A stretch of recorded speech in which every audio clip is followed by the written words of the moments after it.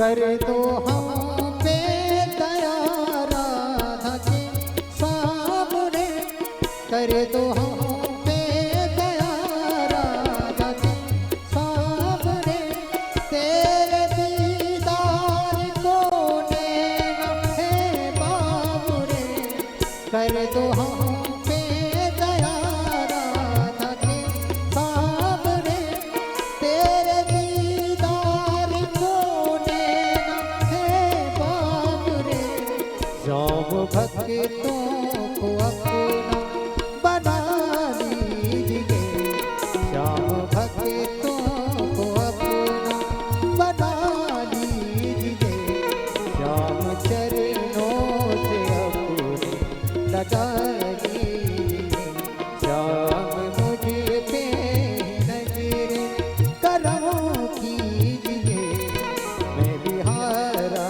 जगत से रहम कीजिए, मांगता भीख दर पे तेरे सामने, मैं तो तेरे जाऊंगा बताए बर दीजिए, श्याम मुझे पे नजर करम कीजिए, मैं बिहारा जगत से रहम कीजिए, मैं बिहारा जगत से रहम कीजिए, मैं बिहारा जगत से रहम कीजिए।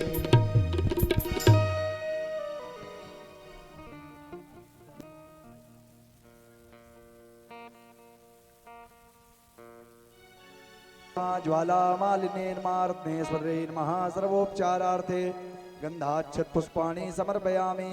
हरिः ओं मा चन्द्रमा मनसो जातचक्षुः सूर्यो अजायत श्रोत्राद्वायुश्च प्राणश्च मुखादग्निरजायत।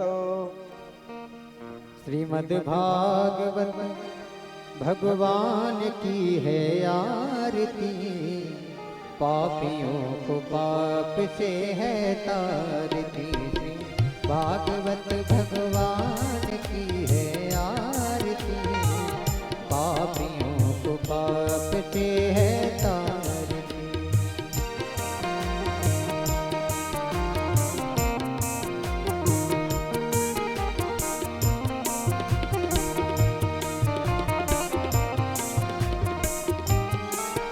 ये अमर ग्रंथ ये मुक्ति पंथ ये पंचम वेद निराला, नव ज्योति जगाने वाला।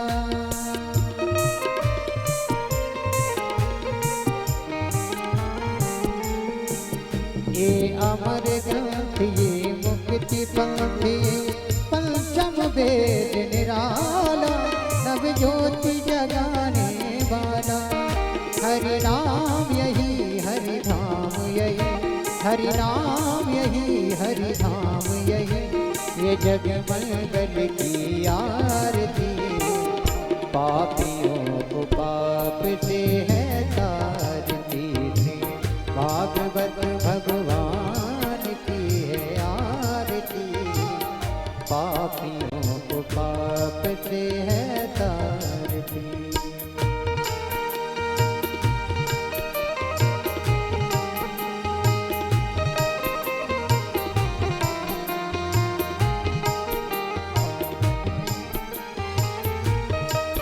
ये शांति गीत पावन पुनीत पापों को मिटाने वाला, हरि दर्श कराने वाला।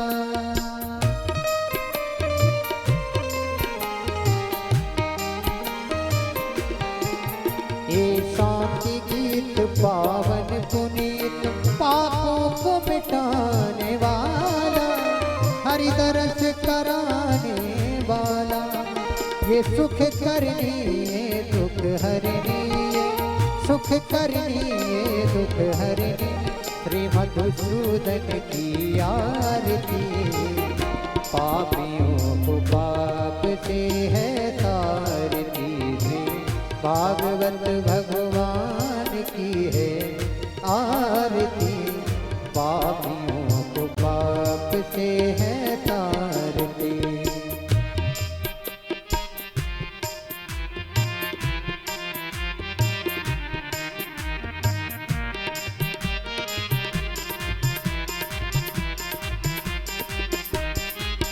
ये मधुर बोल सद पंथ को सन्मार्ग बताने वाला, बिगड़ी को बनाने वाला।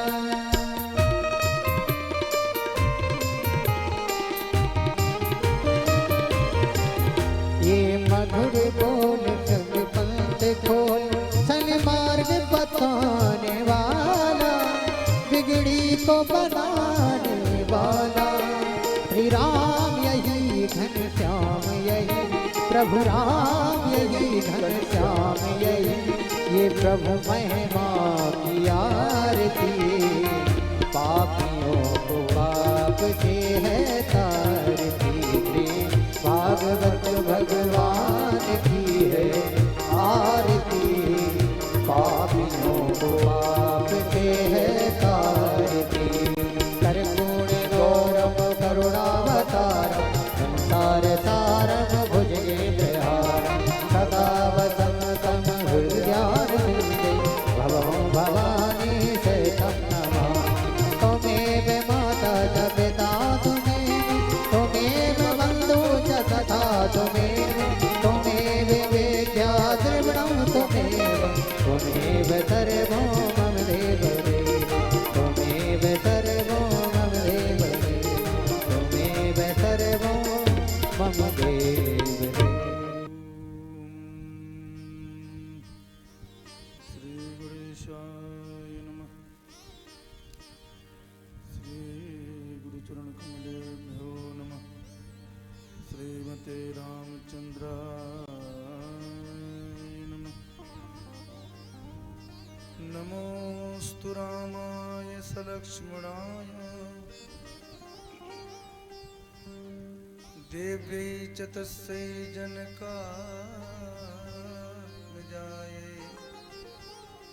नमोस्तु रुद्रेन्द्रियमानदेभ्यो,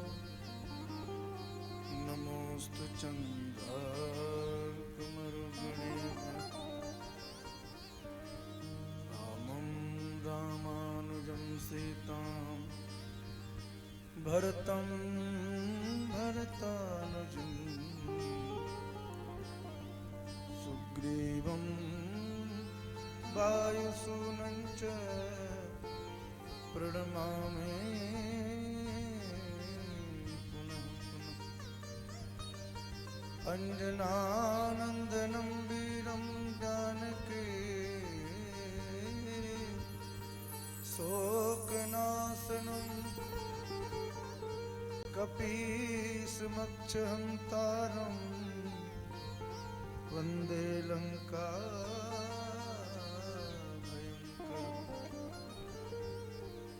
प्रह्लाद नारद पराशर पुंडरीक व्यासाम्बरीश सुख शौनक भीष्मदार रुकुमांगदार्जुन वसिष्ठ विभीषणादि पुण्यानि महान् परम भागवतां नमः। नारायणं नमस्कृत्य नरं चैव नरोत्तमं, देवीं सरस्वतीं व्यासं ततो जयमुदीरयेत्। वंशी विभूषितकरानवनीर्दाभा,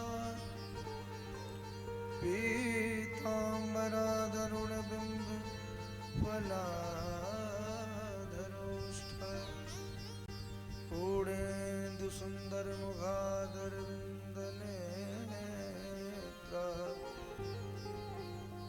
कृष्णात् परं किमपि तत्त्वमहं न जाने।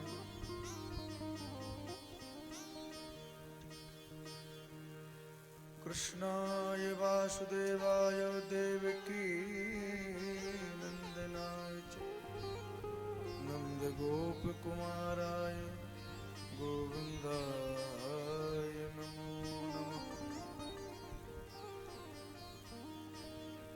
भक्ति भक्ति भगवन्त गुरु चतुर्नाम बपुएक, जिनके पद बंधन किए नासत वेद।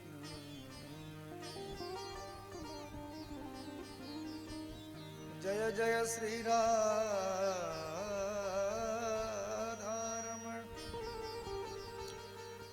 जय जय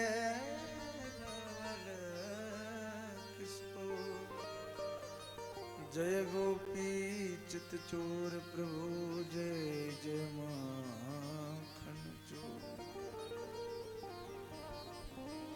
श्री वृंदावन बिहारी लाल की, श्रीमद् भागवत महापुराण की, श्री सद्गुरुदेव भगवान की, श्री सुखदेव जी महाराज की, श्री परीक्षित जी महाराज की, सूत सोनकादि ऋषियन की, जगत गुरु स्वामी श्री रामानंदाचार्य भगवान की, श्री सीताराम जी महाराज की, श्री हनुमान जी महाराज की, सब संतन की, शुभ भक्तन की, गौ माता की जय जय श्री राम, जय जय श्री सीताराम, हर हर हर महादेव।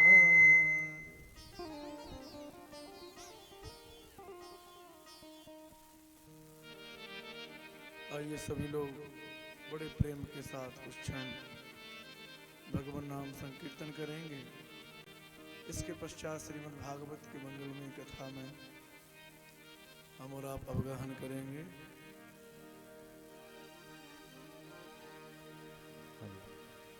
श्री कृष्ण गोविंद हरे मुरारे, हे नाथ नारायण वासुदेव। कृष्ण गोविंद हरे मुरारे, हे नाथ नारायण वासुदेव।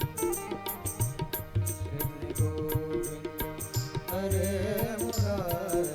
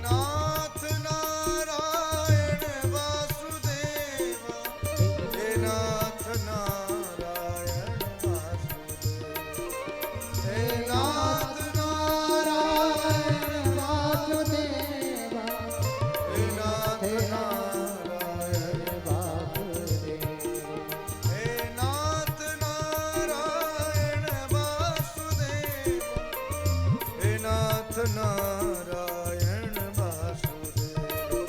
हे नाथ नारायण वासुदेव, हे नाथ नारायण वासुदेव। कृष्ण गोविंद हरे मुरारे, हे नाथ नारायण वासुदेव। हरे मुरारे।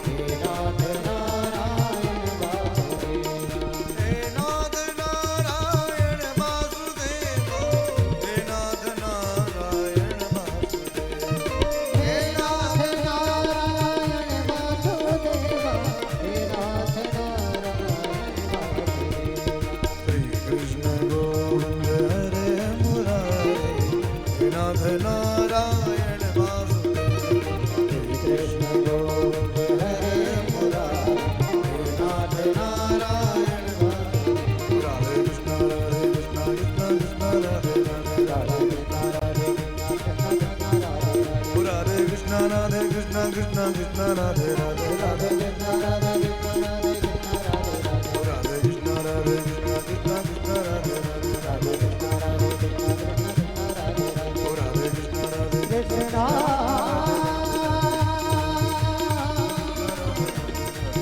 कृष्ण राधे कृष्ण हरे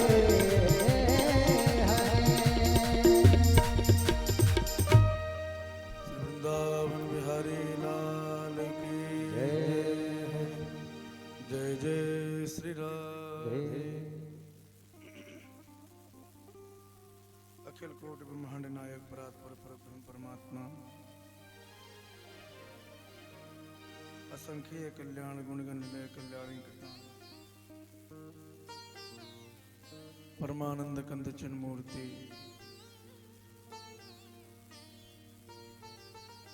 भक्त वांछा कल्पतरु कृपा सिंधु दया सिंधु वात्सल्य सिंधु शरणागत वत्सल भगवान श्री राम कृष्ण श्री सद्गुरुदेव भगवान की महती कृपा करुणा से आपके ग्राम में है चल रहा श्रीमद् भागवत सप्ताह भक्ति ज्ञान यज्ञ। आज इस सत्संग सत्र का 6ठम दिवस है। भगवान की कृपा करुणा से हम और आपने 5 दिन की मंगलमय श्रीमद् भागवत की भागीरथी गंगा में अवगाहन किया। श्रीमद् भागवत महापुराण का आश्रय लेकर हम और आप अपने समय का सदुपयोग कर रहे हैं।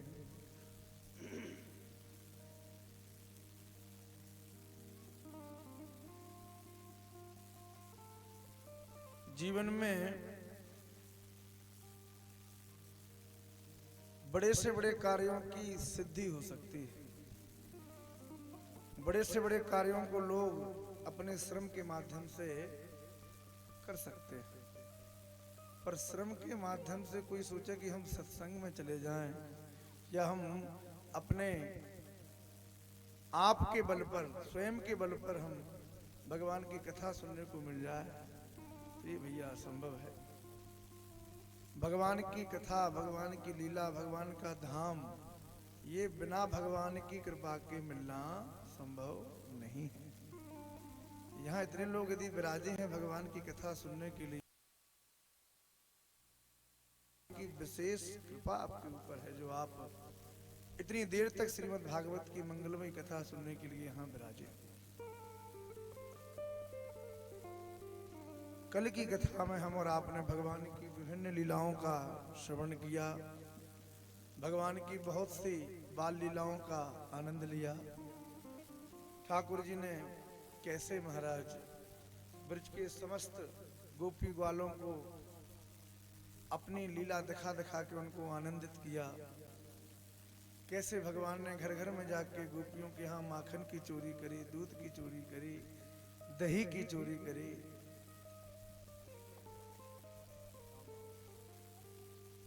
अघासुर बकासुर आदि दैत्यों को भगवान ने क्षण में मार दिया। बहुत से दैत्यों के संहार की कथा भी कल हम और आपने श्रवण करी। और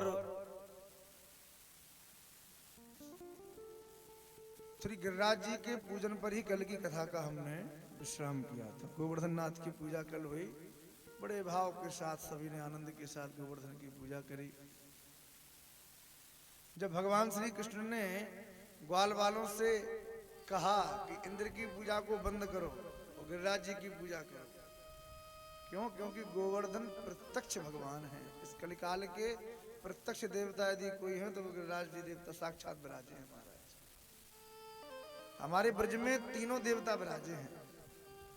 गिरिराज जी के रूप से साक्षात नारायण भगवान बैठे हैं।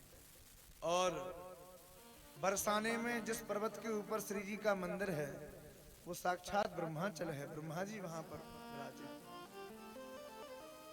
नंदगांव में जिस पर्वत के ऊपर नंद महल बना हुआ है वो भैया भगवान शंकर वहां पे विराजमान है। तीनों देवता ब्रज में पर्वत के रूप से विद्यमान हैं। और गिरिराज जी तो ऐसे प्रत्यक्ष देवता है महाराज कि आज भी गोवर्धन नाथ जो व्यक्ति न गया हो कभी एक बार जाके गिरिराज जी की परिक्रमा लगावे महाराज। ऐसा कहते हैं कि मन की बड़े से बड़ी मनोकामना भी गिरिराज जी पूर्ण करते हैं। और आज भी देखा जाता है एकादशी से पूर्णिमा के बीच में हजारों की संख्या में लोग जाके गिरिराज जी की परिक्रमा लगाते हैं, आनंद लेते हैं।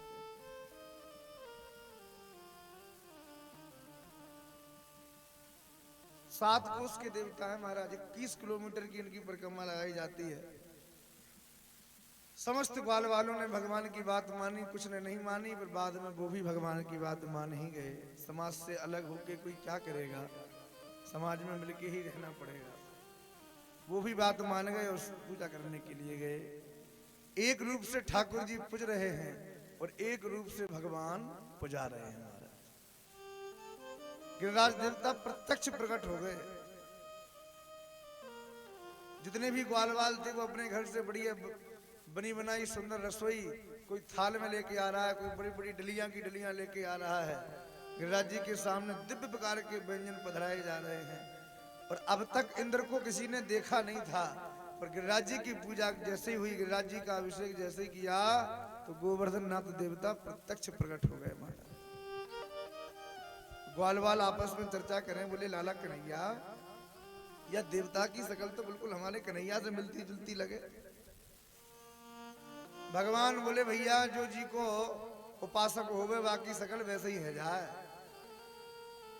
आप लोगों ने देखा हो भगवान श्री सीताराम जी के मंदिर के जो पुजारी होते हैं ना, राधा कृष्ण जी के मंदिर के जो पुजारी हो गए ना, उनको देख के भगवान राधा कृष्ण की याद आएगी। वो जिसकी पूजा करेंगे, जिसके उपासक होंगे ना, वो गुण छवि सेवकों के रूप में प्रकट हो जाती है।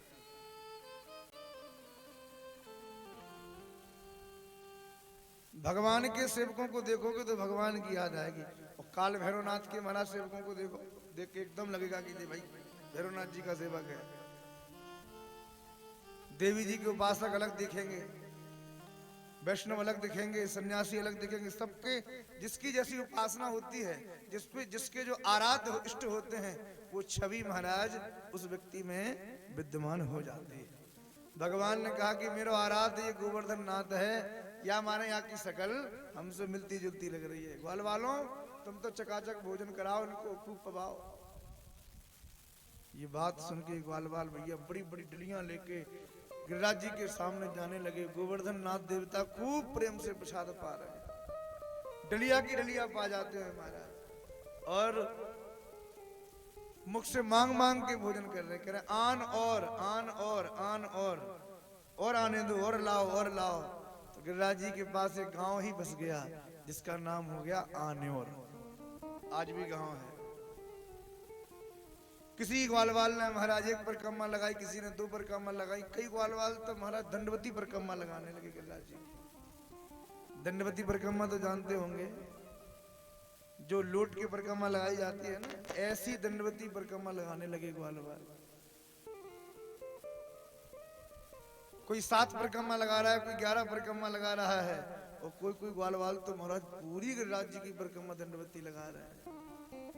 देखो अपने जीवन में हर व्यक्ति को कम से कम 7 परिक्रमा तो गोवर्धन नाथ की करनी चाहिए। बोलो राधे राधे। 1-2 परिक्रमा से काम चलने वाला नहीं है, 7 परिक्रमा कम से कम हो। और भगवान यदि अवसर दें तो एक दंडवती परिक्रमा तो होनी ही चाहिए गिरिराज जी की। बड़ी महिमा है दंडवती परिक्रमा। जो व्यक्ति गिरिराज जी की दंडवती परिक्रमा अपने जीवन में लगा लेता है, शास्त्रों में लिखा है उसको रेंगने वाली योनियों में नहीं जाना पड़ता।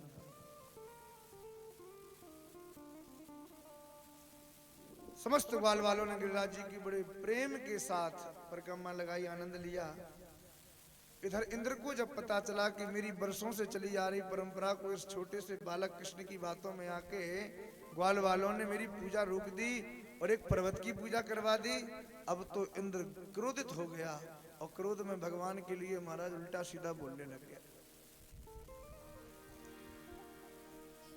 एक निवेदन करें, जब भी व्यक्ति क्रोध में होता है ना, तभी उसके मुख से उल्टा सीधे शब्द निकलते हैं।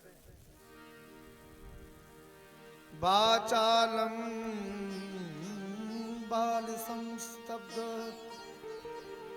मग्यम पंडित मानिनाम कृष्णम मृत्युमुपाश्रित्य गोपा में चक्रप्रियम। ये गिरिराज जी की पूजा हो गई तो इंद्र अब हलचल तो मचाएगा अपनी थोड़ी बहुत। क्रोधित हो रहा है इंद्र कि हमारी पूजा काहे रोकी। तो आंधी तूफान तो आना स्वाभाविक ही है। बोलो राधे राधे। इंद्र ने कहा कि इस बात चाल की बातों में आके मेरी पूजा को रोक दिया।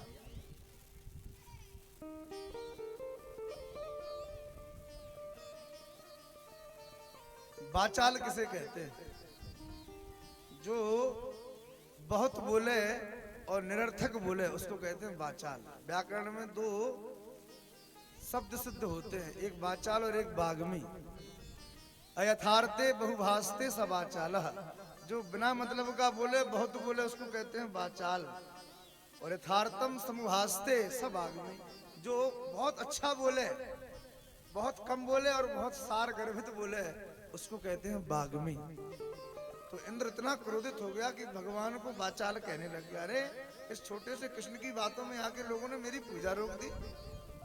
उल्टा सीधा बोलने लग गया। शांत हो जाएगा, आप लोग बस आराम से पर्दे बांधो जिससे उड़े ना।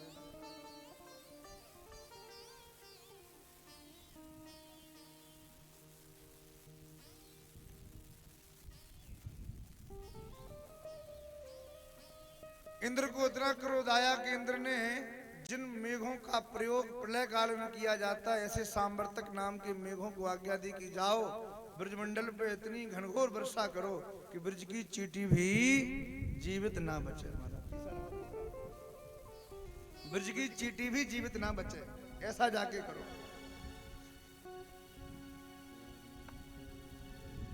अब तो भैया वहां पे ब्रजमंडल में काले काले बादल आकाश में छाने लगे। महाराज भयंकर आंधी तूफान आने की स्थिति बन गई। सांवर्तक नाम के जो मेघ थे ना, कोई साधारण मेघ नहीं थे। प्रलय काल में इन मेघों का प्रयोग किया जाता था और इन मेघों से बारिश नहीं होती थी। इन मेघों से जैसे हाथी के सूंड के समान धारा प्रकट होती थी महाराज। हाथी की जितनी मोटी सूंड होती है ना, इतनी मोटी धार बादलों से गिरती। ऐसे मेघ आकाश में मंडराने लगे। समस्त ब्रजवासी घबरा गए, कहाँ जाएं, क्या करें। सब लोग भागे भगवान श्री कृष्ण के पास। बोले लाला कन्हैया, तुम्हारी बातों में आके हमने इंद्र की पूजा रोक दी। अब इंद्र तो महाराज प्रलय करने के मूड में है। इधर सुखदेव जी महाराज आगे परीक्षित जी को सुना रहे हैं। एकादश्याम निराहारः समभ्यर्च जनार्दनम् स्नातुं नन्दस्तु कालिन्द्यां द्वादश्यां जलमाविश। एक बार एकादशी पड़ी महाराज। नंद बाबा प्रत्येक एकादशी को निर्जला व्रत करते हैं। निर्जला व्रत तो सब लोग जानते होंगे, माताएं भी एकादशी व्रत करती होंगी, पर साल में एक एकादशी पड़ती है जिसको कहते हैं निर्जला एकादशी। ये एकादशी भीमसेन ने प्रकट करी महाराज। भीमसेन बहुत खाने में आएंगे, उनसे कहा कि महीने में 2 एकादशी पड़ती हैं, करो व्रत। भीमसेन बोले तो एक काम करते हैं, साल में एक दिन हम पूरे दिन भूखे रह जाएंगे, ना जल पिएंगे ना अन्न खाएंगे, कुछ नहीं करेंगे। तो साल में एक दिन महाराज भीमसेन ने बिल्कुल बिना जल के, अन्न के, फल के, बिल्कुल खाली पेट रहे। तो उस एकादशी को भीमसेनी एकादशी भी कहा जाता है और निर्जला व्रत तो है ही है। आप लोगों से निवेदन करें, एकादशी व्रत सबको करना चाहिए। जीव मात्र को एकादशी व्रत करना चाहिए। कोई और व्रत करें चाहे ना करें, पर एकादशी व्रत तो सबको ही रखना चाहिए। माताओं से पूछो कि भैया आज भोजन कर लो, नहीं महाराज आज तो व्रत है हमारा। कौन सा? सोमवार का। फिर बोले गुरुवार का। पता नहीं माताएं कितनी व्रत करती हैं। हफ्ते में 2-3 व्रत मैयाओं के हो जाते हैं और महीने में पता नहीं कितने व्रत मैयाएं करती हैं, पर बहुत सी माताएं एकादशी व्रत नहीं करती। हम आपसे निवेदन करें, एकादशी व्रत सबको करना चाहिए। कई कई जगह तो क्या है, स्थिति आज की ये है कि लोग पढ़ना लिखना तो चाहते नहीं और प्रमाणित बात को भी समझना नहीं चाहते। 18 पुराणों के अलावा एक पुराण और है, पता है आपको, जिसको कहते हैं बुढ़िया पुराण। बुढ़िया पुराण की बातें माताएं बड़ा जल्दी मानती हैं, बड़ी उस पर अमल करती हैं। कहीं कहीं की माताएं कहती हैं कि सौभाग्यवती स्त्रियों को एकादशी व्रत नहीं करना चाहिए। बहुत सी जगह ऐसा कहते हैं। बहुत सी जगह कहते हैं कि सौभाग्यवती स्त्रियों को कंठी नहीं पहननी चाहिए, तुलसी नहीं पहनना चाहिए। कौन से पुराण में लिखा है भैया, बताओ जरा हमको। तुलसी की कंठी प्रत्येक जीव को धारण करनी चाहिए, छोटे बच्चे से लेकर वृद्ध तक, बूढ़े तक कंठी पहनना चाहिए। चाहे बच्ची हो चाहे बच्चा हो, सबको कंठी पहनना चाहिए और सबको एकादशी व्रत करना चाहिए। एकादशी व्रत करने में कोई ज्यादा पापड़ नहीं बेलने पड़ते। एकादशी व्रत में केवल आपको अन्न नहीं खाना है, बाकी सब खाओ। अन्न का परहेज करना है। आप नमक भी ले सकते हैं, फलों को भी खा सकते हैं, जूस भी पी सकते हैं, फलाहार बना लो। महाराज कई प्रकार के फलाहार बनते हैं। सिंगाड़े के आटा की पकौड़ी बना लो, आलू का हलवा बना लो। पर एकादशी को क्या है कि आलू ही एक ऐसी चीज है जो हमारे सामने विविध रूपों में प्रकट होता है। आलू की पकौड़ी, आलू का हलवा, आलू की सब्जी, आलू की पूड़ी, हर चीज में आलू आलू पड़ता है। लेकिन एकादशी के दिन कभी आप वृंदावन आओगे ना तो आपको पता चलेगा कि फलाहार कैसे बनता है। एकादशी के दिन तो इतना चकाचक भोजन फलाहार बनाते हैं कि आप लोग कहोगे महाराज बताओ एकादशी, ऐसे तो रोज एकादशी मिले हमें तो रोज पाएंगे हम चकाचक, खूब फलाहार मिलता है। उत्तम व्रत एकादशी का है कि हम निर्जला करें, लेकिन आजकल के शरीरों में इतनी सामर्थ्य नहीं है कि हम निर्जला व्रत कर सकें। तो दूसरा उपाय है कि फलाहार करके व्रत करें। पर आज की स्थिति यह है कि फलाहार तो लोगों ने इसका रूप ही बदल दिया। फलाहार नहीं है, उसको कहते हैं फुलाहार। फलाहार में फलों का तो कोई लेना देना है ही नहीं, फुलाहार होना चाहिए महाराज, जिसमें पकौड़ी पूड़ी, महाराज जितना घी तेल आदमी 15 दिन में ना खाए उतना एकादशी को ही खा जाए, इतना लोग बना के खा जाते हैं। उत्तम व्रत है कि फलों को खा के ही व्रत किया जाए। नमक ले सकते हैं आप, दोनों टाइम नमक खा सकते हैं एकादशी को, कोई समस्या नहीं है। और एक बात और आपसे कहें, बहुत सी माताएं कहती हैं कि महाराज एकादशी व्रत करेंगे तो उद्यापन करना पड़ेगा, उद्यापन की समस्या रहती है। देखो उद्यापन क्यों करना पड़ता है? उद्यापन करने का मतलब है कि आपने जो व्रत किया है उस व्रत का पुण्य आपको लेना है। उद्यापन करोगे तो वह पुण्य आपको मिल जाएगा। चलो भाई आपने इतनी एकादशी व्रत कर ली, वह पुण्य आपके पास संकल्प के साथ मिल गया। पर हम तो कहते हैं भैया बिना पुण्य की एकादशी करो ना। आप उस पुण्य को अपनी बैंक में रखोगे तो उसमें ज्यादा ब्याज मिलने वाला नहीं है। उस पुण्य को अपने स्वयं धारण करोगे ना तो वो पुण्य ज्यादा दिन तक नहीं टिकेगा। पर आप वही एकादशी भगवान के चरणों में समर्पित कर दो तो भैया भगवान की बैंक तो इतना तगड़ा ब्याज देती है कि कोई बैंक दुनिया की नहीं देती। वह पुण्य करोड़ों की मात्रा में आपके सामने प्रकट हो जाएगा। इसलिए जीवन में केवल एकादशी ही नहीं, जो भी सुकृत आप करते हैं, जो भी पुण्य धर्म करते हैं, हाथ में जल लेके श्री सीताराम चरणार्पण मस्तु, कृष्ण भगवान श्री कृष्ण के चरणों में समर्पित कर दो। और भगवान के पास जब आपका पुण्य जाएगा तो महाराज वो और अत्यधिक मात्रा में बढ़ के आपको मिलेगा। एकादशी व्रत न करने से पाप लगता है। आप कोई व्रत हफ्ते में करो चाहे ना करो, हम आपसे पूछें कोई भैया मंगलवार व्रत करते हो हनुमान जी का, शनिवार व्रत करते हो, आप यदि व्रत ना करो तो पाप लगेगा क्या? बताइए। यदि कोई मंगलवार व्रत नहीं करेगा तो पाप लगेगा क्या? नहीं लगेगा। पर एकादशी व्रत ना करने से पाप लगता है। इसलिए सबको एकादशी व्रत करना चाहिए।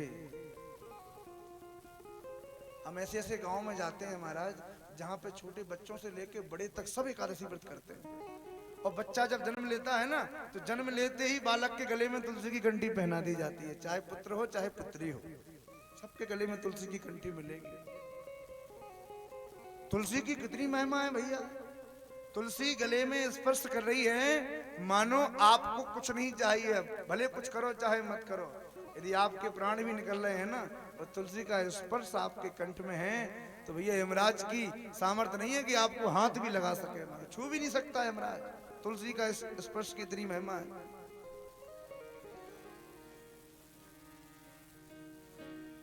या दृष्टा निखिलाद संग समनी स्पृष्टाव पुष्पावनी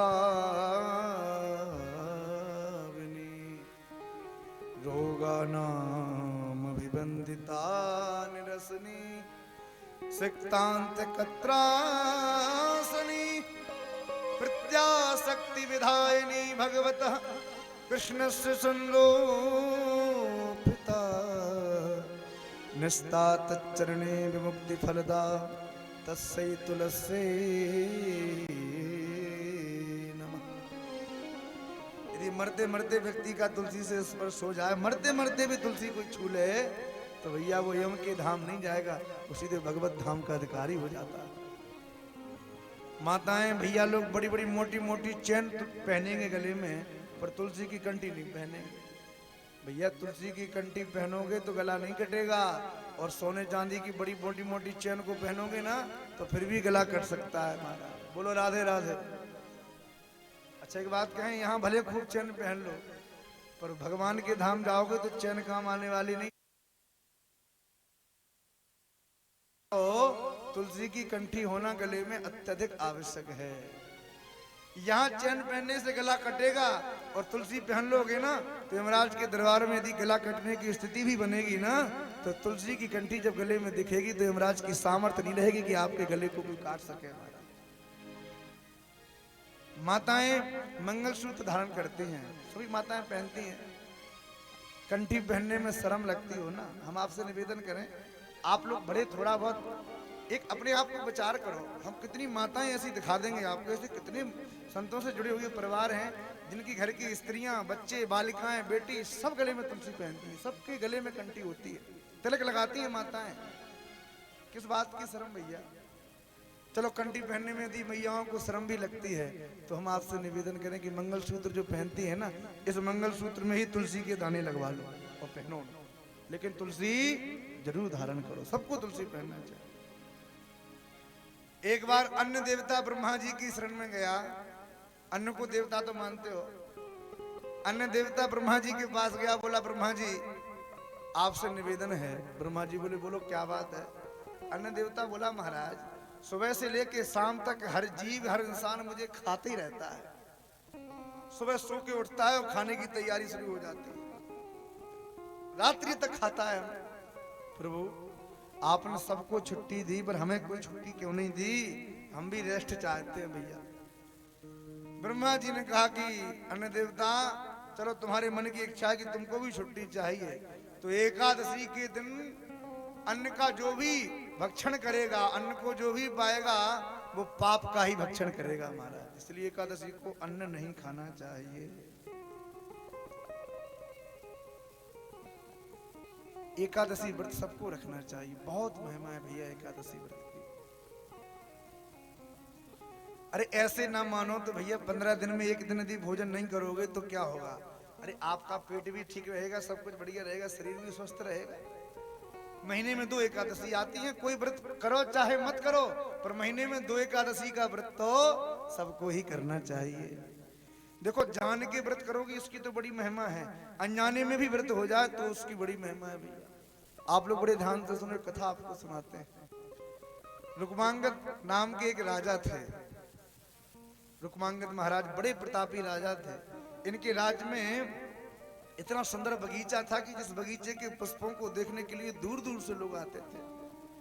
माली पहरा देता था, लेकिन रात्रि में कोई इनके बगीचे से फूल तोड़ के अपने आप गायब हो जाए, ले जाए। राजा ने माली से कहा कि माली बगीचे में अच्छी तरह से पहरा दो, देखो बताओ कि कौन फूलों को तोड़ रहा है। माली पूरी रात्रि भर जागता रहा, बैठ गया। उसने देखा कि संसार के लोग नहीं आते, ये तो आकाश से अप्सराएं उतर के फूल तोड़ रही हैं। आकाश के मार्ग से कुछ अप्सराएं उतरी और राजा के बगीचे से फूल तोड़ के ले जाने लगे। माली देख के समझ गया, माली तुरंत भागा और भागते हुए उनको पकड़ने की कोशिश करी तो सारी जितनी अप्सराएं थी वो तो भाग गई, एक अप्सरा बच गई, उसका हाथ पकड़ लिया माली। जैसे ही मनुष्य का स्पर्श हुआ कि उसकी उड़ने की जो शक्ति थी, उड़ने की जो सामर्थ्य थी, वो दूर हो गई महाराज। अब तो ना उड़ सके ना कहीं जा सके। राजा के दरबार में पेश किया गया। राजा ने कहा कि देवी तुम स्वर्ग लोक से हमारे पुष्पों को लेने आती हो? बोले हाँ महाराज, आपके पुष्प बड़े सुंदर हैं। चलो देवी कोई बात नहीं, अब आई तुम आई, अब जाओ यहाँ से, पधारो अपने स्वर्ग लोक। तो उस अप्सरा ने कहा महाराज रुक्मांगद, अब मैं अपने लोक नहीं जा सकती। क्यों? क्योंकि मुझे मनुष्य का स्पर्श हो गया है और मेरे उड़ने की शक्ति भी समाप्त हो गई है, अब मैं नहीं जा सकती, अब तो मुझे मरना ही पड़ेगा और मैं यहीं मरूंगी। महाराज रुक्मांगद ने कहा कि देवी तो हमारे राज्य में मरोगे, ऐसा कैसे संभव है? आप कोई ना कोई उपाय तो होगा तुम्हारे अपने धाम जाने का। तो उस अप्सरा ने कहा कि महाराज आपके गांव में कोई एकादशी व्रत करता हो तो अपने एकादशी व्रत का पुण्य यदि मुझे दे दे तो मैं जा सकती हूँ, उड़ने की शक्ति मुझे आ सकती है। महाराज रुक्मांगद ने पूरे राज्य में दुहाई लगवा दी कि जो भी एकादशी व्रत करता हो वो हमारे सामने पेश हो जाए। पूरे राज्य में कोई व्रत नहीं करता था हमारा। एक स्त्री बोली मैंने व्रत नहीं किया, पर एकादशी के दिन मेरी और मेरी सास की लड़ाई हो गई, गुस्से के कारण मैंने पूरे दिन भर न पानी पिया न अन्न खाया, महाराज अनजाने में व्रत हो गया। अप्सरा ने कहा कि बुलाओ भैया अनजाने वाले व्रत को भी बुलाओ। उस स्त्री को बुलाया और उससे कहा कि तुमसे अनजाने में व्रत बना है, तुमने ना अन्न खाया ना जल पिया, तो भी तुम्हारे व्रत की महिमा है। और उस अप्सरा ने हाथ में जल दिया उसके और उसके संकल्प कराया कि तुमसे जो एकादशी का व्रत बना है उस व्रत के पुण्य का प्रभाव हम आपको देती हैं, ऐसा संकल्प छोड़ो। जैसे ही उस अप्सरा के हाथ में जल दिया तो अप्सरा देखते देखते महाराज आकाश में उड़ती हुई अपने लोक के लिए चली गई। रुक्मांगद समझ गए कि अनजाने में किए गए व्रत की इतनी महिमा है तो भैया जान के जो एकादशी व्रत करेगा उसको कितनी महिमा मिलेगी। महाराज सबको एकादशी व्रत करना चाहिए। नंद बाबा ने एकादशी व्रत किया महाराज, निर्जला व्रत किया एकादशी।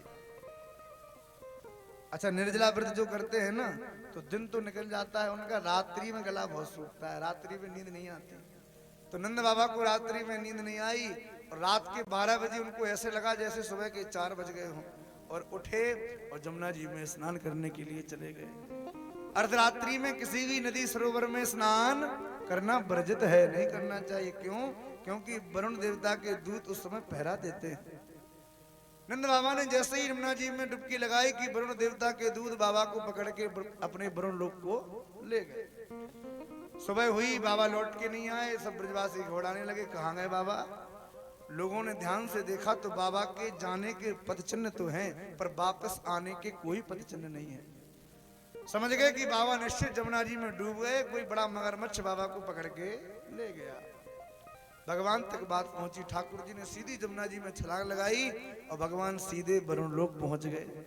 वरुण लोक पहुंचे, वरुण देवता ने जैसे ही भगवान को देखा अपने सिंहासन से उठ के खड़ा हो गया, भगवान का स्वागत करने लग गया। प्रभु कैसे पधारे? भगवान ने कहा अरे वरुण देवता तो मेरे पिताजी को बंदी बना के बैठे हो, कह रहे हो कैसे पधारे? वरुण देवता ने कहा आपके पिताजी? बोले हाँ।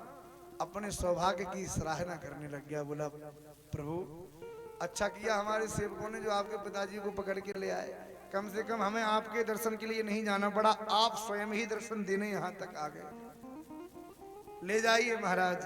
नंद बाबा का हाथ पकड़ के भगवान श्री कृष्ण वरुण लोक से जमुना जी के ऊपर पैदल पैदल चलते हुए आ रहे थे। समस्त ग्वालवाल आश्चर्य कर रहे थे, बाबा इतनी शक्ति कहाँ से आ गई? एक ग्वाला बोलो बाबा कहाँ जाके तुम मर गए, हम तो तुम्हें कब से याद कर रहे।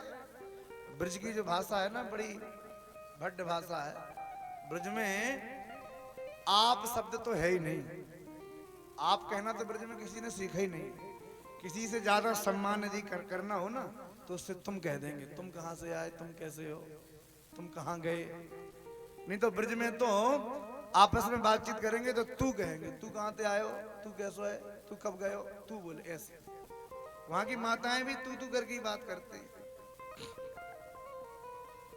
कोई महात्मा किसी मैया के यहाँ रोज जावे भिक्षा लेने के लिए और 2-4 दिन ना जा पाए किसी कारणवश और 5वें दिन पहुंचे तो वो मैया उन महात्मा जी से कहती, बाबा इतने दिन कहाँ जाके घूमते रहे। हमने सोची बाबा तो मर गए हो, पता ना कहाँ जाके मर गए तो ऐसे बोले। नंद बाबा बोले, भैया ग्वाल वालों, हमारे लाला की तो बड़ी लंबी पूंछ है, देखो वरुण देवता ने भी उठ के स्वागत किया हमारे छोरा को। लोग पूंछ के पीछे भागते हैं और भगवान के पीछे पूंछ पड़ी है। संसार के लोग इस पूंछ के चक्कर में ही तो घूमते रहते हैं। कहीं कहीं जाते हैं, लोग कहते हैं, अरे महाराज हमसे पानी तक की नहीं पूछी, चाय तक की नहीं पूछी, हम क्या बताएं। अच्छा एक निवेदन करें, हम और आप पूंछ के पीछे भागते हैं। लोग कहते हैं ना कि अरे हमारी पूंछ मुख्यमंत्री तक पूंछ है भाई, अरे हमारी पूंछ दिल्ली तक पूंछ है, हमारी पूंछ गृह मंत्री तक पूंछ है, ऐसा लोग बोलते हैं। हम लोग पूंछ के पीछे भागते हैं, हनुमान जी के पीछे पूंछ पड़ी है महाराज। हनुमान जी नहीं भागते पूंछ के पीछे। अच्छा हनुमान जी की पूंछ ने भी बड़े कमाल किए। रावण की पूरी सेना को महाराज हनुमान जी की पूंछ ही लपेट के फेंक देती थी बार बार। बड़े बड़े सैनिक रावण के मारने के लिए आते हैं और हनुमान जी पूंछ में लपेट के महाराज जमीन में रगड़ के और दूर जाके फेंक देते, दूर जाके गिरते। एक बार रावण थक गया तो रावण ने अपनी अमर सेना भेजी जो मरे ही ना। अच्छा हनुमान जी की पूंछ भी कोई ऐसी तो थी नहीं कि थोड़ी सी जगह में बनी रहे, उसका एरिया कोई निश्चित तो था नहीं, वो तो लंबी हो जाए छोटी हो जाए, जितनी चाहो उतनी हो जाए। अमर सेना आई हनुमान जी को मारने के लिए। राम जी बोले, हनुमान अब तुम मत जाओ युद्ध करने के लिए, हम जाते हैं। हनुमान जी बोले, क्यों प्रभु, आपको हम पे भरोसा नहीं है क्या? भगवान बोले, हनुमान ये अमर सेना है, ये तो मरेगी नहीं, कैसे युद्ध करोगे? हनुमान जी बोले, प्रभु आप चिंता क्यों करते हो, आप तो कल सुबह का अखबार पढ़ लेना कि सेना का क्या हाल होगा। बोलो राधे राधे। राम जी बोले, तो ठीक है भाई चले जाओ। हनुमान जी गए, अमर सेना भगवान हनुमान जी को मारने के लिए आई तो हनुमान जी ने अपनी पूंछ बढ़ाई, इतनी लंबी पूंछ बढ़ाई और हनुमान जी ने पूरी सेना को लपेटा। अमर सेना मन में सोचे कि इससे अच्छा तो हम मर जाते तो ज्यादा अच्छा रहता। अब पता नहीं क्या होने वाला है, कहाँ जाने वाले। हनुमान जी ने पूंछ में लपेटा महाराज और एक गांठ लगाई अच्छी खासी, जितने थे सब कस गए महाराज एकदम। हनुमान जी ने लूम लपेट के आकाश को निहारने लगे हनुमान जी। अब तो सेना और घबराने लगी, अब पता नहीं क्या होने वाला है। हनुमान जी बोले, प्रभु आपका संकल्प है निश्चरहीन करो मही, आपने संकल्प लिया कि धरती हम निश्चरों से हीन कर देंगे, तो प्रभु हम आपके संकल्प में निश्चित ही पूर्ति करेंगे, धरती पे नहीं रहने देंगे दैत्यों को। पूंछ को लपेट के जैसे ही महाराज हनुमान जी ने ऊपर उठाया कि झूले की तरह महाराज जितने सैनिक थे सब उठ गए आकाश में। सैनिक घबराने लगे, हे प्रभु हनुमान जी छोड़ दो, हम लौट जाएंगे, हमें मत मारो। हनुमान जी बोले, तुम अमर हो, मरना तो वैसे भी नहीं है। हनुमान जी ने पूंछ में लपेट के आकाश में निहार के इतनी तेजी से महाराज ऊपर फेंका कि पृथ्वी की गुरुत्वाकर्षण की सीमा से ऊपर जाके महाराज साहब पहुंच गए। हनुमान जी बोले, लटके रहो यहीं, धरती खाली है दैत्यों से, कोई चिंता की बात नहीं। तो हनुमान जी की पूंछ ने बड़े कमाल दिखाए, इतनी बड़ी लंका जला दी पर हनुमान जी की पूंछ की बाल का एक बाल भी नहीं जला। सीता जी ने हनुमान जी से कहा, हनुमान एक बात बताओ, लंक जला के जली भी नहीं, हनुमंत विचित्र है पूंछ तुम्हारी। इतनी बड़ी लंका जला दी पर तुम्हारी पूंछ का एक बाल भी नहीं जला। हनुमान जी बोले, माता कैसे बाल जल सकता है? क्यों? क्योंकि जब हनुमान जी भगवान श्री राम से मिलके लंकापुरी आ रहे थे ना, तो गोस्वामी जी ने कहा, बार बार रघुवीर संहारी। हनुमान जी के रोम रोम को ठाकुर जी ने संभाल के रखा है, तो जब राम जी संभाल के रखे हो तो कौन जला सकता है? किशोरी जी बोली, लंक जला के जली भी नहीं, हनुमंत विचित्र है पूंछ तुम्हारी, कौन सा जादू राजेश भरा, हंस पूछती हैं मिथिलेश दुलारी। हनुमान जी बोले, माता ये कोई जादू नहीं है। बोले, कपि ही राघव आगे है, पीछे है पूंछ रहस्य है भारी, इस बानर को भला पूछता कौन, श्री राम के पीछे है पूंछ हमारी। हमारी तो राम जी के पूंछ है, राम जी के पीछे पूंछ है, इसलिए लोग हमारी पूंछ से जलते हैं। बाबा ने कहा कि ग्वाल वालों, हमारे कन्हैया की भी बड़ी लंबी पूंछ है, देवता भी इस कन्हैया के सामने हाथ जोड़ के नतमस्तक हो जाते हैं। ग्वाल वाल बोले कन्हैया तुमने अपने बाबा को अपनो धाम दिखाए दियो पर हमें ना दिखाए, हम भी चलेंगे तुम्हारे साथ। ठाकुर जी ने कहा क्या करोगे हमारे धाम को देख के, तुम इसी ब्रजमंडल में रहो यही आनंद लो। नहीं नहीं कन्हैया हम तो चलेंगे। अब तो भगवान ने समस्त ग्वाल वालों को लेके कहा कि चलो भाई तुमको भी अपना परम लोक हम दिखा दें। और जैसे ही जमुना जी में छलांग लगाई कि समस्त ग्वाल वालों के साथ भगवान अपने बैकुंठ धाम में प्रकट हो गए। अब तो वहां पे ग्वाल वालों ने देखा कि बड़े बड़े महल बने हैं महाराज, चार चार हाथ के भगवान के पार्षद घूम रहे हैं। ठाकुर जी भी बड़े अंदर गर्भगृह में शेष नांग के ऊपर भगवान पौड़े हुए हैं। ग्वाल वाल चलते जा रहे, भैया जी कौन सा देश में हम आ गए, कहाँ आ गए हम यहाँ पे। ग्वाल वाल भगवान के पार्षदों को देख के कहते हैं भैया राम राम। जैसे ही राम राम किया तो भगवान के पार्षद चुप रहे, कुछ नहीं बोले। एक ग्वाला बोलो भैया ये दूसरो देश है, यहाँ के लोग राम राम श्याम श्याम ना जाने, तो यहाँ तो कुछ और ही चलते हो। वो भाई हर देश की अपनी अपनी परंपरा है, कहीं राधे राधे चलता है, कहीं जय श्री कृष्णा चलता है, कहीं राम राम चलता है। काशी चले जाओ बनारस तो महादेव महादेव होता है, ओंकारेश्वर चले जाओ तो नर्मदे हर लोग कहते रहते हैं, कहीं बम बम भोले चलता है, और किसी किसी देश में महाराज हाय बाय ये सब चलता रहता है। अलग अलग देश की अपनी अपनी परंपरा है। ग्वाल वाल बोले भैया ये नारायण को धाम है, यहाँ पे राम राम मत बोलो, यहाँ तो बोलो जय श्रीमन नारायण। अब तो सबके सब जय श्रीमन नारायण करने लग गए। थोड़ी दूर आगे बढ़े तो एक ग्वाला बोला देख बस सांप के ऊपर एक देवता लेटो भयो है, या की शकल तो अपने कन्हैया से मिलती जुलती लगे। दूसरों ग्वाला बोलो तो भैया एक काम करो चलो या अपने कन्हैया से मिल के आते हैं। जैसे ही अंदर जाने लगे तो भगवान के पार्षदों ने ग्वाल वालों के हाथ को पकड़ के कहा भाई पीछे हटो, अंदर नहीं जा सकते। एक ग्वाला बोलो भैया हमें ना देखना ऐसा लोग, हमारा तो ब्रजमंडल सबसे बढ़िया है, कम से कम अपने ब्रज में कन्हैया को घोड़ा बना के बाकी ऊपर बैठ तो जाएं, हम कबड्डी में बाकी ऊपर खेल तो सकें, हमें ना चाहिए बैकुंठ धाम, हमारा तो ब्रजमंडल ही सबसे बढ़िया है।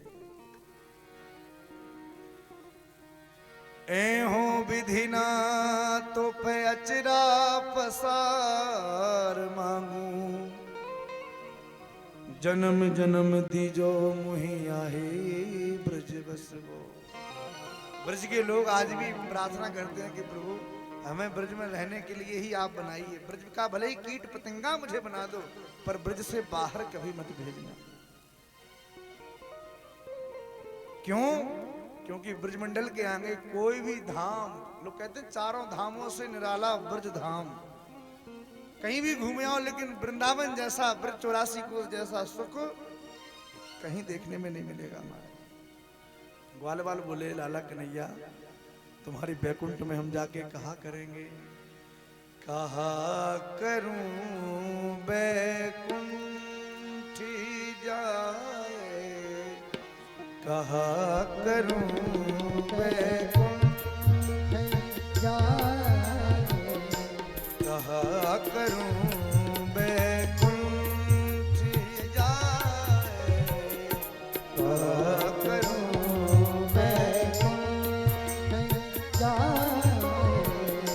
जहाँ नहीं नंद जहाँ न जसोदा, जहाँ नहीं नंद जहाँ न जसोदा, जहाँ नहीं गोपी बालन गाए,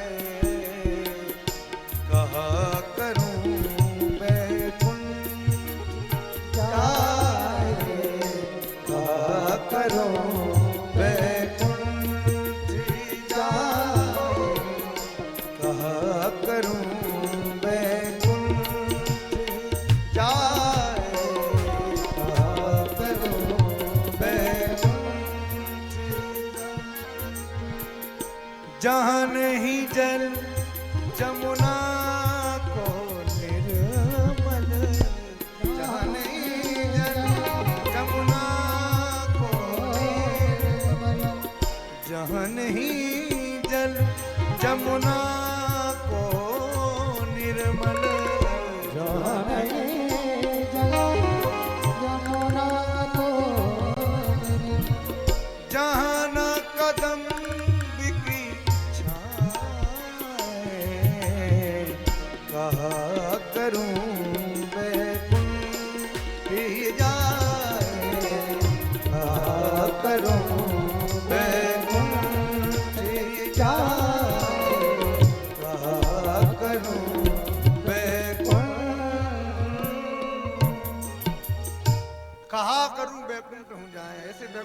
जाने, ऐसे बैकुंठ में तो हमारी बलाया जाए कि जिस बैकुंठ में जाने के बाद भी हमारे कन्हैया से हमको दूर होना पड़े, हम अपने कन्हैया से ना मिल सकें, ऐसे बैकुंठ में नहीं जाना चाहते। समस्त ग्वालवाल भगवान से प्रार्थना करते हो कि कन्हैया हमें तो ब्रजधाम में रहने को ही मिले, हम वृंदावन में ही रहना चाहते हैं, बरसाने में ही रहना चाहते हैं। अच्छा, लोगों से कहो ना कि भैया चलो वृंदावन, तो लोग एक बात कहते हैं, क्या कहते हैं? कहते हैं महाराज जब बिहारी जी बुलाएंगे तब तो हम वृंदावन जाएंगे, जब राधा रानी बुलाएंगी तब तो जाएंगे। ये जो बात कहते हैं ना, ये बात यथार्थ सत्य है भैया। बिना किशोरी जी की कृपा के वृंदावन में कौन पहुंच सकता है, कौन रह सकता है? हमने बताया ब्रह्मा जी वृंदावन में रहने के लिए, ब्रजवास के लिए ब्रह्मा जी ने 60,000 वर्ष तक तपस्या करी, तब किशोरी जी ने ब्रह्मा जी को ब्रज में रहने के लिए पहाड़ का रूप दिया कि पर्वत बन के रहो। और हम और आप यदि वृंदावन में जाके आनंद ले रहे हैं, रह रहे हैं, तो निश्चित ही भगवान की बड़ी कृपा है हमारे ऊपर। तो सभी लोग वृंदावन में रहने के लिए, बरसाने में रहने के लिए हमारी किशोरी जी से प्रार्थना करें और दोनों हाथों की सेवा करते हुए आनंद लें। अरे तेरे रंग में रंगा हर जमाना मिले। कौन कौन बरसाने चलना चाहता है? सब लोग चलेंगे? अरे तेरे रंग में रंगा हर जमाना मिले, मैं जहां भी रहूं बरसाना मिले, मैं जहां भी रहूं बरसाना मिले। तेरे रंग में रंगा हर जमाना मिले, तेरे रंग में रंगा हर जमाना मिले, मैं जहां भी रहूं बरसाना मिले, मैं जहां भी रहूं बरसाना मिले।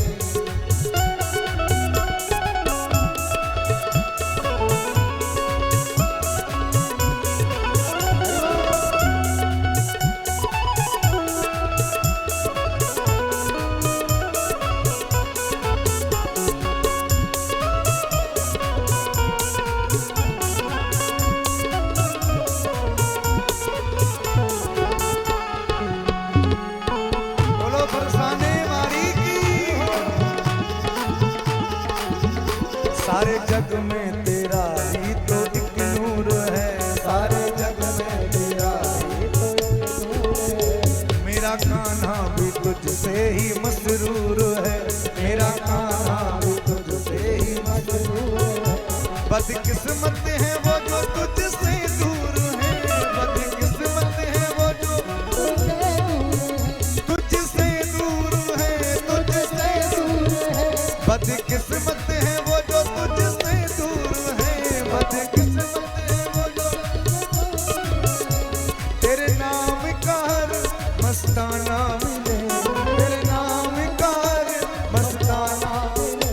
मैं जहां भी रहूं बरसाना मिले, मैं जहां भी रहूं बरसाना मिले। जय हो।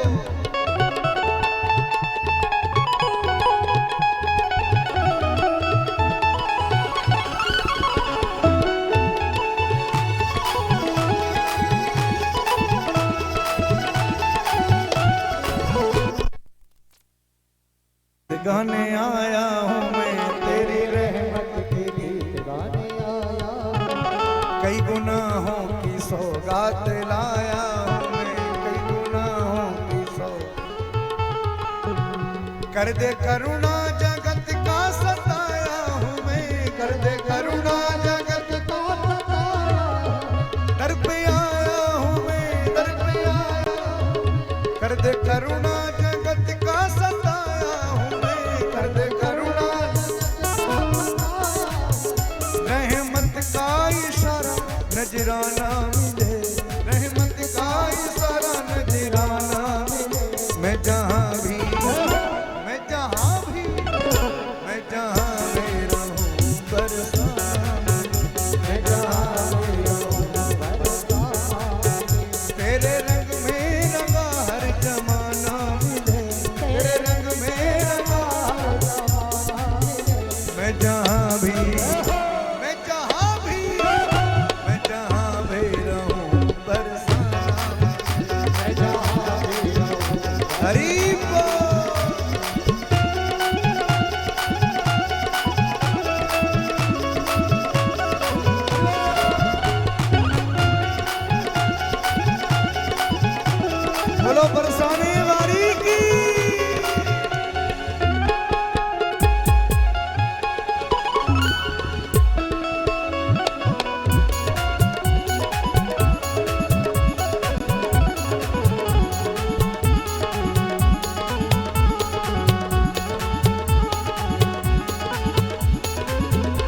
तेरी पायल बंसी उनकी बजती रहे, तेरी पायल बंसी उनकी बजती रहे, जोड़ी प्रियतम प्यारे की सजती रहे, जोड़ी प्रियतम प्यारे की सजती रहे, तेरे रसिकों पे छाई ये मस्ती रहे, तेरे रसिकों पे छाई ये मस्ती रहे, तेरी मस्ती रहे, तेरी मस्ती रहे, तेरे रसिकों पे छाई ये मस्ती रहे, तेरे रसिकों पे छाई, तेरे चरणों की रज में ठिकाना मिले, तेरे चरणों की रज में ठिकाना मिले, मैं जहाँ भी रहूं बरसाना मिले, मैं जहाँ तेरे रंग में रंगा हर जमाना मिले, तेरे रंग में मैं जहाँ भी रहूं बरसाना मिले, मैं जहाँ जय हो।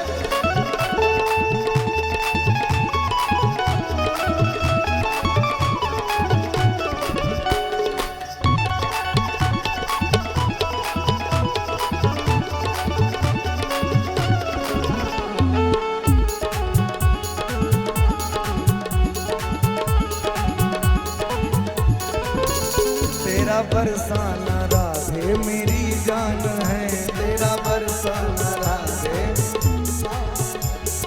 किशोरी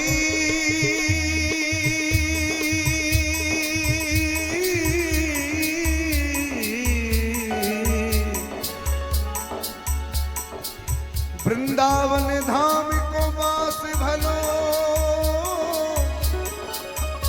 जहाँ पास बहे जमुना पटरानी, जो जन न्याय के ध्यान धरे बैकुंठ मिले तिनको राजधानी, वेद पुराण बखान करे संत मुनि जन के मन माही, जमुना जमदूतन तारत हैं, भवतारत हैं श्री राधिका रानी, भवतारत हैं भवतारत हैं श्री राधिका, तेरा बरसाना राधे मेरी जान है, तेरा बरसाना मेरे अरमानों की आन है, शान है मेरे अरमानों की, तेरी गलियों में जाकर ये कुर्बान है, तेरी गलियों हाय कुर्बान है, हाय कुर्बान, तेरी गलियों में जाकर ये कुर्बान है, तेरी गलियों में गाँव जब भी तेरा अफसाना मिले, गाँव जब भी तेरा अफसाना मिले, मैं जहाँ भी रहूं बरसाना मिले, तेरे रंग में रंगा हर जमाना मिले, तेरे रंग में रंगा हर जमाना मिले, तेरे रंग मैं जहाँ भी रहूं बरसाना मैं जहाँ भी रहूं बरसाना, मैं जहाँ भी रहूं बरसाना, मैं जहाँ भी रहूं बरसाना। बोलो बरसाने वाली की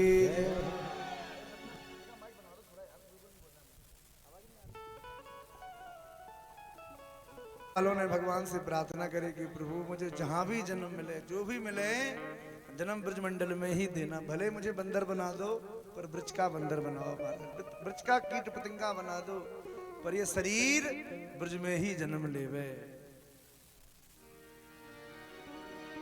हूँ विधि ना तो पे अचरा पसार मांगू जन्म जन्म दीजो मोहि आही ब्रजबस। अब श्री सुखदेव जी महाराज आगे परीक्षित जी को भगवान की रास की कथा सुना रहे हैं। भगवान की रास की कथा सुनने से पहले हम एक बात समझ लें कि रास है क्या। रास कोई नाचने कूदने को रास नहीं करते भैया। भगवान ने रास के द्वारा गोपियों को जो वचन दिया था ठाकुर जी ने उस वचन की पूर्ति की है। और आपसे एक निवेदन कर रहे हैं कि रास की कथा सुनने के अधिकारी सब नहीं है। रास की कथा सब जगह नहीं की जा सकती। कौन है इसके अधिकारी? रास रहस के ते अधिकारी जिनको मन मर गयो मिट गई वासना सारी। जिनका मन मर चुका हो और हृदय से वासना समाप्त हो गई हो, ऐसा व्यक्ति भगवान की रास की कथा सुनने का अधिकारी है। हम और आप कथा कहने सुनने के अधिकारी नहीं है रास की। ये कोई साधारण उपासना नहीं है, ये बड़ी संतों ने कहा है ललिता सखी उपासना जो संगिन को छीर, जो संगिन को छीर बसे कुंदन के बासन के बच्चा के पेट और घट करे विनाशन। ये भगवान के रास की कथा को संतों ने कहा है कि ये सिंघनी के दूध की जैसी है। सिंघनी का दूध जानते हैं कैसा होता है? इतना तीक्ष्ण होता है कि वह दूध या तो बच्चे के पेट में ठहर पाता है या कुंदन का कोई पात्र हो, सोने के पात्र में दूध ठहरता है। साधारण पात्र में यदि आप सिंघनी के दूध को लोगे तो पात्र को फाड़ देगा महाराज। इतना तीक्ष्ण दूध होता है सिंघनी का। आप लोग कहोगे कि सिंघनी का दूध किसने देखा महाराज? भाई कोई गैया थोड़ी है कोई भी दूध निकाल लेगा सिंघनी का। सिंघनी का दूध निकालना हंसी के लिए क्या? पर हमारे महाराज जी के पास एक सज्जन आए थे, उन्होंने सिंघनी का दूध दिखाया महाराज जी। सिंघनी का दूध बोले कैसे मिला? तो उन्होंने बताया कि महाराज जंगल में जब सिंघनी अपने बच्चे को जन्म देती है और जब वह बच्चा सिंघनी के दूध को पीता है तो सिंघनी के भीतर भी वात्सल्य का अतिरेक होता है, वात्सल्य प्रकट होता है। माँ तो माँ होती है, तो जब बच्चा दूध पीता है ना तो सिंघनी के स्तरों से दूध इतना झड़ता है कि बच्चे के मुख में भी जाता है, वही दूध नीचे भी गिरने लगता है। तो वो व्यक्ति बता रहे थे महाराज जी को कि महाराज जंगल में जब सिंघनी दूध पिलाती है तो किसी चट्टान पे खड़ी हो जाती है और जब बच्चा दूध पीता है और बच्चे के मुख से जो दूध झड़ता है नीचे गिरता है और चट्टान पे जब वह दूध गिरता है पत्थर की तो चट्टान में दरार पड़ जाती है महाराज, चट्टान चटक जाती है और उस दरार में वह दूध भर जाता है। तो सूखा हुआ दूध उन्होंने दिखाया, बोले सिंघनी का दूध है। यदि इस दूध को कोई सूखा खा ले तो महाराज बिना मरे मानेगा नहीं, मर जाएगा। इतना तीक्ष्ण होता है सिंघनी का दूध। के बच्चा के पेट, रास की कथा सिंघनी के दूध की जैसी है। इसको कौन अपने अंदर सुन सकता है? कौन इसका अधिकारी है? बोले या तो सिंघनी के बच्चे बन जाओ। सिंघनी के बच्चे माने कि सब कुछ संसार को छोड़ के, मन को मार के, विषय वासना को त्याग के भगवान के हो जाओ। ऐसे जो भगवान के हैं वो इस कथा के सुनने के अधिकारी हैं। या फिर बोले सोने के पात्र हो जाओ। तो सोने का पात्र कब बनता है? सोने के पात्र बनाने के लिए यहाँ तो बड़े बड़े स्वर्णकार बैठे हैं महाराज। तो सोने का कोई भी आभूषण बनाना हो तो पहले सोने को तपाना पड़ता है। बिना तपाए कोई आभूषण बनता है क्या? तो सोने को तपाओगे ना तो एकदम लाल हो जाएगा महाराज। ऐसे ही अपने हृदय रूपी इस पात्र को तपाओ पहले। भगवान की कथा और भगवान की विरागिनी में जब ये हृदय रूपी पात्र तपने लग जाए और तप के सोने के समान चमकने लग जाए तब इस हृदय में भगवान की रास की कथा सुनाई जानी चाहिए। सुखदेव जी महाराज कहते हैं भगवान ने जब रास किया ना तो सबसे पहले भगवान ने अपने मन को बनाया। भगवान पिता रात्रि सरदोत्फुल्ल मल्लिका वीक्षरन्तुम मनश्चक्रे योग माया मुपाश्रिता। सुखदेव जी कहते हैं भगवान ने मनश्चक्रे मन की रचना करी। क्या भगवान के पास अपना मन नहीं है? बोले भगवान के पास मन तो है पर भगवान का मन भगवान के पास नहीं है। भगवान का मन किशोरी जी ने छीन लिया महाराज। अच्छा, जिसके पास जो चीज ना हो उसको वो वस्तु आप देंगे तो उसके काम में आएगी।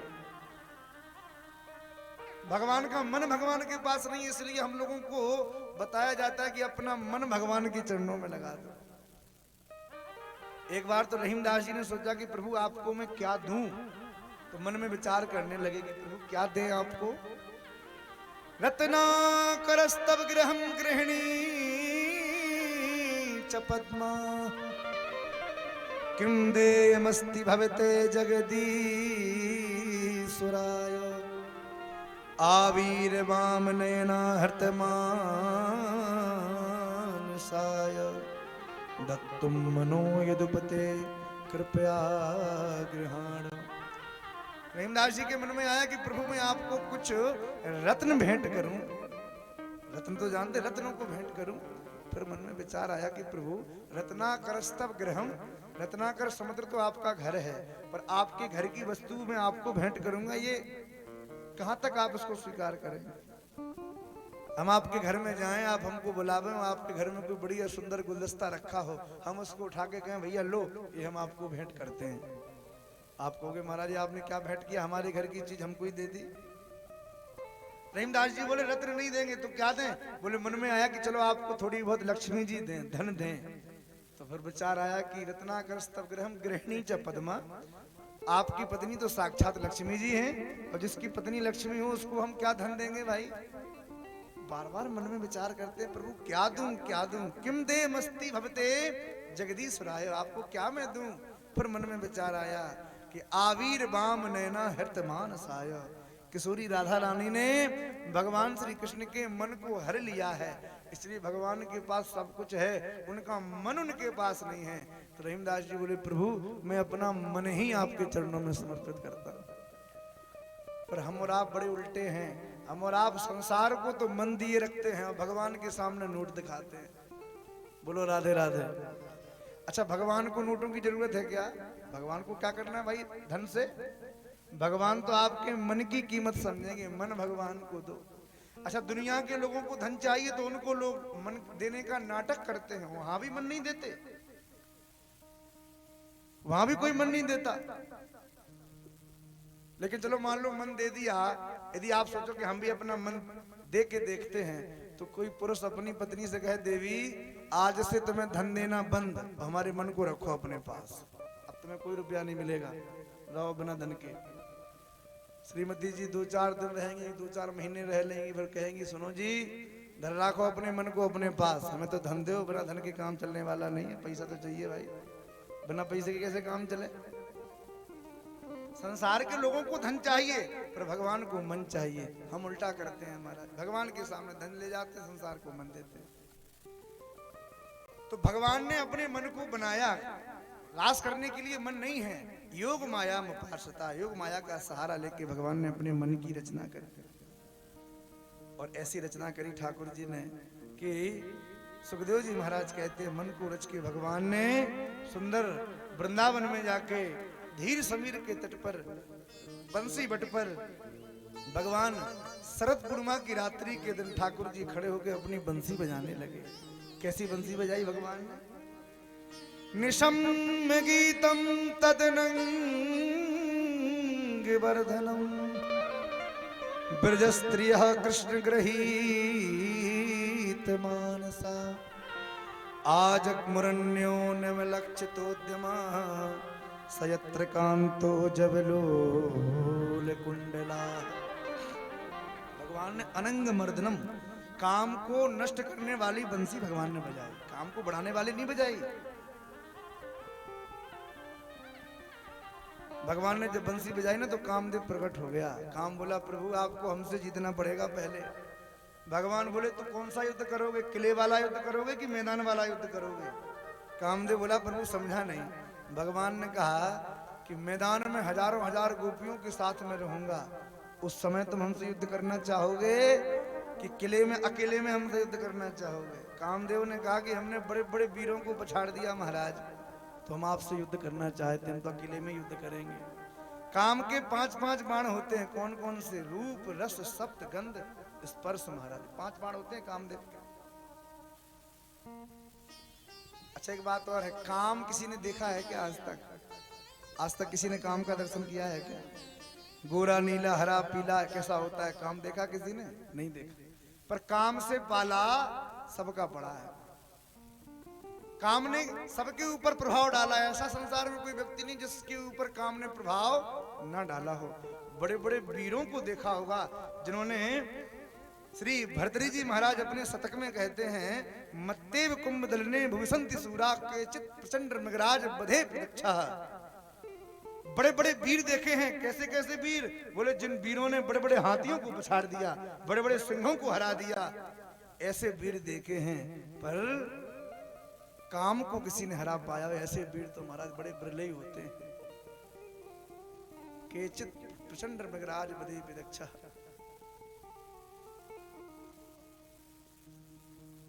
अच्छा कामदेव की बड़ी लीला है महाराज। ये सारी लीला जगत की कामदेव करवा रहा है। भर्तृहरि जी महाराज को क्यों कहना पड़ा कि ये काम की बड़ी विचित्र लीला है? भर्तृहरि जी के चरित्र में आप लोग सुनेंगे, भर्तृहरि जी के राज्य में एक ब्राह्मण देवता को कोई फल मिल गया। इन्होंने अपने संपूर्ण राज्य को छोड़ दिया। क्यों छोड़ा पता है आपको? छोड़ के जंगल चले गए। बड़े ध्यान से सुने आप लोग। भर्तृहरि जी महाराज के राज्य में एक किसी ब्राह्मण को एक फल मिला, जिस फल का, उस फल की विशेषता यह थी कि उस फल को जो खाएगा वो अमर हो जाएगा। भर्तृहरि जी महाराज उस फल को लेके भगवान सोचा कि इस फल को मैं क्या करूंगा खा के, इस फल को तो महाराज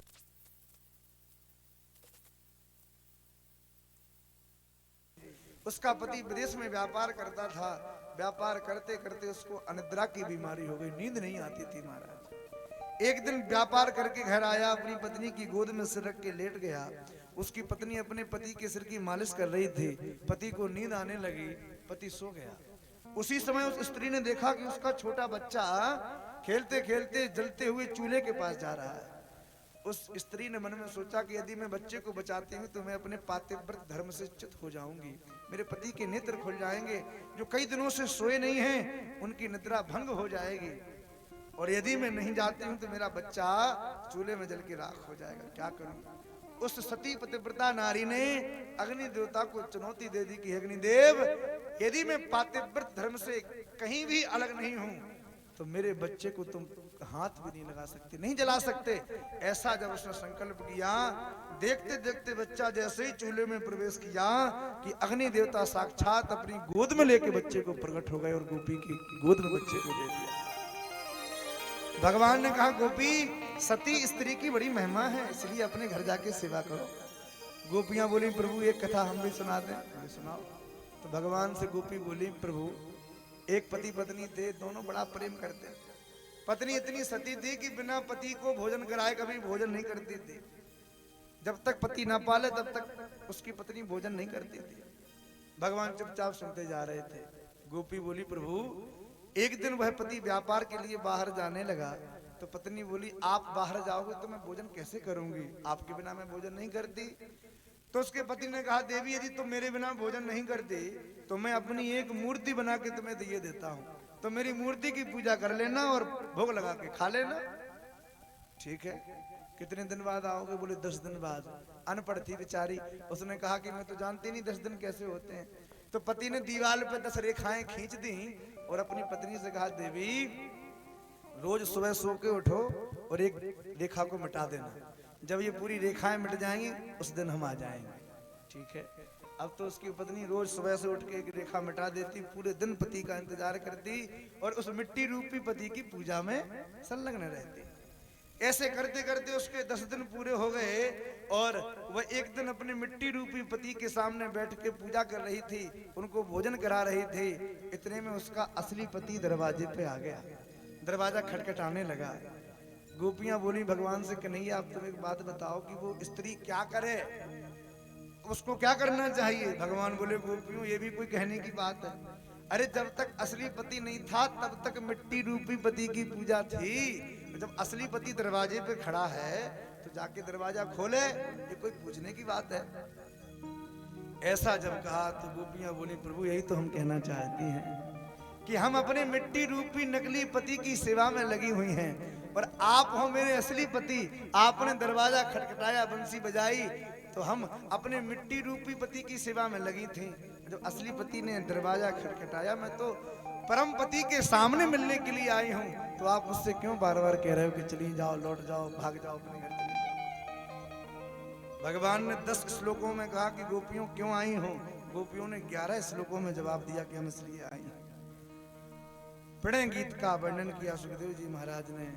अब गोपियों की प्रार्थना सुन के भगवान प्रसन्न हो गए, बोले गोपियों धन्य हो तुम, तुम्हारे प्रेम की हम सराहना करते हैं। अब भगवान उन गोपियों के मन के मनोरथ को पूर्ण करने लगे। जो गोपी एक चोटी गोह के आई थी, तो भगवान अपने हाथों से उसकी दूसरी चोटी बनाने लग गए। जो गोपी एक आंख में काजल लगा के आई थी, भगवान अपने हाथ से उसकी दूसरी आंख में काजल लगाने लगे। एक गोपी बोली कन्हैया हमारा घर बड़ा दूर है, भागते भागते तुमसे मिलने आई, मेरे पैरों में बड़ा दर्द हो रहा है। भगवान ने कहा लाओ गोपी तुम्हारे चरणों को हम दबा दें। और भगवान उस गोपी के चरणों को अपनी गोद में रख के ठाकुर जी चरणों को दबाने लगे। जब चरणों को दबाया तो गोपी के मन में आ गया कि देखो त्रिलोकी के नाथ ये श्री कृष्ण जो साक्षात नारायण हैं, ये मेरे चरणों को दबा रहे हैं। भगवान ने कहा बस गोपी यही तुम हार गई, हमें सब कुछ पसंद है पर अभिमान किसी का पसंद नहीं है। जैसे ही गोपी के मन में अभिमान आया, भगवान वहां से अंतर्ध्यान हो गए। किशोरी जी को लेकर ठाकुर जी अंतर्ध्यान हो गए। किशोरी जी बोली कन्हैया मैं भी थक गई हूँ, मुझे भी अपने कंधे पे बैठा लो। भगवान ने कहा देवी आ जाओ, बैठ जाओ। जैसे ही किशोरी जी ने चरण बढ़ाया, भगवान वहां से भी अंतर्ध्यान हो गए। अब तो किशोरी जी के साथ मिलकर जितनी भी गोपियां थी, सब भगवान को विरह में पुकारने लगी। हा नाथ रमण पृष्ठो क्वासी क्वासी महाभुजः दास्यास्ते कृपया में सखे दर्शः सन्निधि। आनाथ रमण पृष्ठ, हे कृष्ण कहाँ हो? विशाल भुजाओं वाले श्री कृष्ण जल्दी से आके हमें दर्शन दो। कोई गोपी भगवान को पेड़ों से पूछ रही है, कोई तुलसी से पूछ रहा है, कोई नदी से पूछ रहा है। वन वन में भटक रही हैं गोपियां, पर भगवान कहीं देखने में नहीं आते। पुकार रही है अरे कन्हैया ऐसे ही छोड़ के तुम्हें जाना था, विरह की अग्नि में जाना था तो पहले ही छोड़ के चले जाते। पहले क्यों इतनी बार हमारे प्राणों को बचाया आपने, अब छोड़ के चले गए। अरे आपको मारना ही था तो अपने नैनों की कटारी से ही हमको मार देते। भगवान के नेत्र बड़े तीखे हैं महाराज। मोहन ने नाप के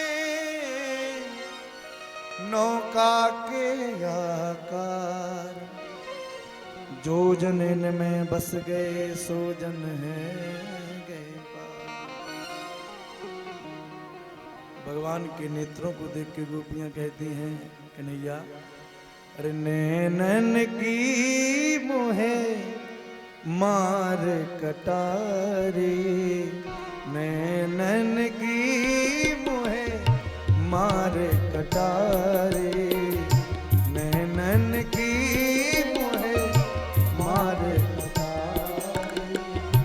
आए कहाँ गयो कुंज बिहारी, आए कहाँ गयो कुंज बिहारी, नैनन की मुहे मार कटारे, नैनन की मुहे मार कटारे।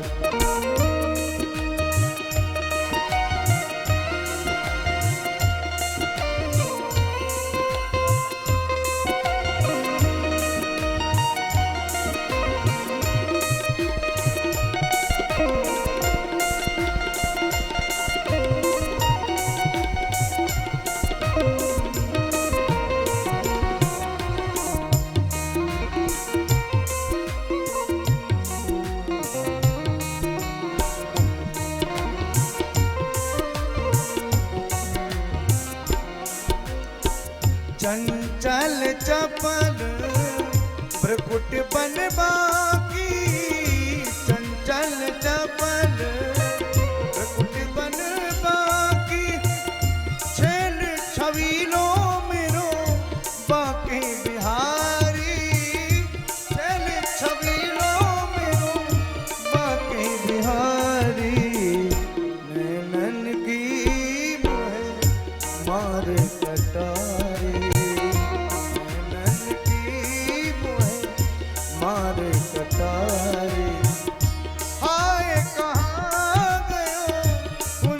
बिहारी आए कहाँ गयो कुंज बिहारी नैनन की मारे कटारे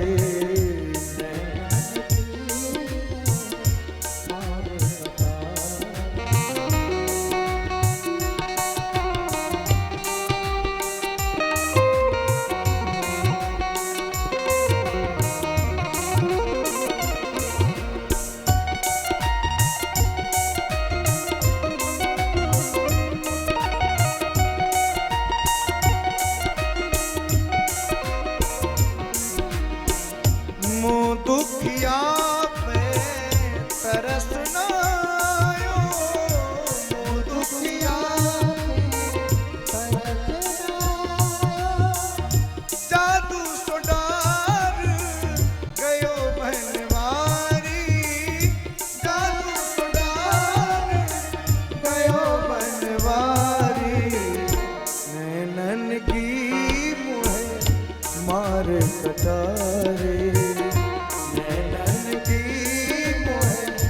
मारे कटारे नैनन की मुहे मारे कटारे। गोपियां भगवान को बड़े विरह में पुकारने लगी। समस्त गोपियां मिलजुल के एक जगह इकट्ठी हुई और इन गोपियों ने मिलके एक गोपी गीत गाया। गोपी गीत के माध्यम से भगवान को पुकारा। आपसे प्रार्थना करें, गोपी गीत की बड़ी महिमा है महाराज। गोपी गीत की बड़ी महिमा है। ये इस 19 श्लोकों में गोपी गीत है और गोपी गीत के माध्यम से जो भगवान को पुकारता है भगवान निश्चित ही उसको दर्शन देते हैं।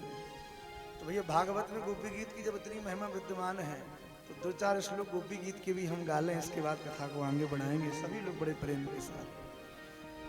जयति तेधिकं जन्मना ब्रजः श्रेयत इंदिरा सशुदत्रे जयति तेधिकं जन्मना श्रेयत इंदिरा